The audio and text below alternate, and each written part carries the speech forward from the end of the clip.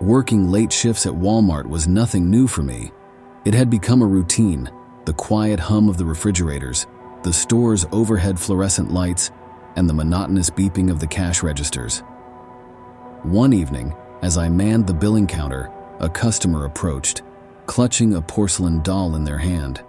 I examined the doll as it lay on the counter, but something about it seemed out of place. I couldn't find a price tag or a barcode, and it wasn't listed in our inventory. I checked and double-checked, but there was no record of such a doll for sale in the store. My instincts urged me to place the doll in Walmart's lost and found room, a small space crammed with an assortment of misplaced items. I've always had a particular way of organizing things, a product of my obsessive-compulsive disorder.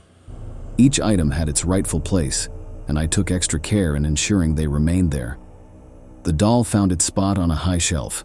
I couldn't help but admire its craftsmanship before closing the door to the room. Days passed by as I continued my late night shifts at Walmart, my mind increasingly preoccupied with the porcelain doll I had discovered. Each morning, before the store's fluorescent lights flickered to life, I would make my way to the lost and found room. But something peculiar was happening, something that I couldn't dismiss as mere coincidence. The doll was moving. It was not a drastic or dramatic shift, nothing that would immediately catch one's eye. Instead, it was subtle, almost imperceptible. At first, I brushed it off as the result of my own tired mind, attributing the doll's changes in position to the exhaustion that came with my late shifts. I assumed that perhaps someone was unintentionally brushing against the shelf, or that my memory was playing tricks on me. My OCD tendencies made me meticulous in rearranging the doll, ensuring it had its proper place. But as the days stretched into weeks, I could no longer deny the undeniable truth. The doll was moving. Each morning, I would find it in a slightly different position than where I had left it the night before. The doll seemed to be inching ever so slowly across the shelf, as though it were exploring its newfound surroundings. It was a disconcerting phenomenon that defied rational explanation and ignited a growing sense of unease within me. Despite my attempts to maintain a sense of order and control, the doll's daily anomalies disrupted the fragile equilibrium of my life. As the days passed and the doll's enigmatic movements continued, my sense of unease deepened. The porcelain figure had become an uninvited guest in my thoughts, a persistent riddle that defied my attempts at rational explanation. Each morning I would enter the lost and found room, my heart pounding, to find the doll in a subtly altered position. Yet one evening, after my shift had ended and I had retreated from the unsettling confines of Walmart, a strange phenomenon occurred. I returned to the lost and found room, my pulse quickening as I approached the high shelf where the doll had resided. My hand trembled as I reached for it, but the porcelain figure was nowhere to be found. The doll had vanished. Perhaps the doll had been claimed by someone, finally ending its unsettling presence in my life. I dared to hope that I could put this strange episode behind me and return to the mundane rhythms of my Walmart routine. However, the relief I felt was short-lived. Just when I thought I had escaped the doll's presence, it returned as inexplicably as it had vanished. One morning as I entered the lost and found room, I couldn't escape the feeling that I was stepping into a realm where reality itself had become unraveled. There it sat, perched on the high shelf, its porcelain visage as unsettlingly serene as ever. It simply was, as though it had never left. The doll's placement was exact, mirroring the precise position in which I had left it weeks ago. It was a jarring sight, one that defied the laws of time and space. I couldn't rationalize how the doll had returned, nor could I fathom who or what could be responsible for maintaining its placement with such unwavering precision. It was an act that defied explanation. Fear began to take root within me, a fear that extended beyond the doll itself. It was a fear of the unknown. Day after day, the doll remained in its hauntingly precise position, and my obsession with it grew. I found myself unable to tear my gaze away from its porcelain countenance. As the days turned into weeks, I became increasingly isolated from the world outside of Walmart.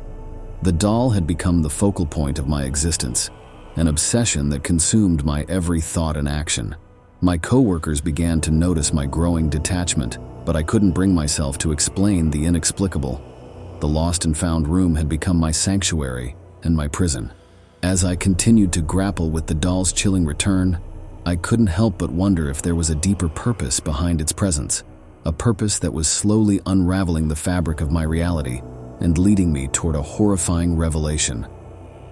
One fine morning, again, I found that the doll had vanished. The relief that had briefly washed over me was replaced by a desperate wish, a wish that it would not return, that I could finally break free from the grip of this malevolent enigma. Days stretched into a week, then two, and still, the doll did not resurface. A fragile sense of hope began to take root within me, hope that I had been granted a reprieve from the relentless torment it had wrought upon my life. But hope is a fickle companion, and as the days turned into weeks, without a trace of the doll, my anxiety mounted. The sense of foreboding that had become my constant companion grew more oppressive with each passing moment. Unable to bear the uncertainty any longer, I decided to take action. I approached the store's registers, my heart pounding as I checked for any record of a customer claiming the doll during my absence. Yet, the screen displayed no such record, no evidence that anyone had come to reclaim the enigmatic figure. Desperation drove me to seek answers from my coworker, Mark.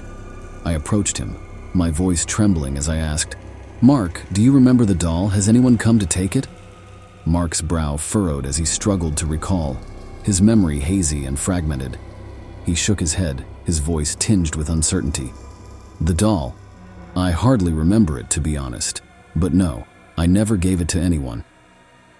The doll's disappearance had left me with more questions than answers, and the enigma that had come to define my life remained unsolved, a riddle that defied explanation. As I stood there, haunted by the inexplicable events that had unfolded, I couldn't shake the feeling that the doll's malevolent presence still lurked in the shadows, waiting for the right moment to resurface and plunge me once more into a nightmare from which there would be no escape. The story of the porcelain doll, with its chilling mysteries and unrelenting terror, had left an indelible mark on my life, a mark that would continue to haunt me long after the doll itself had vanished into the abyss of the unknown. If you find this content entertaining, please consider giving it a thumbs up by clicking the like button below. It really helps support the channel. And if you haven't already, please make sure to hit that subscribe button and turn on the notification bell so you never miss an update from us. Thanks so much for being a part of our YouTube community here.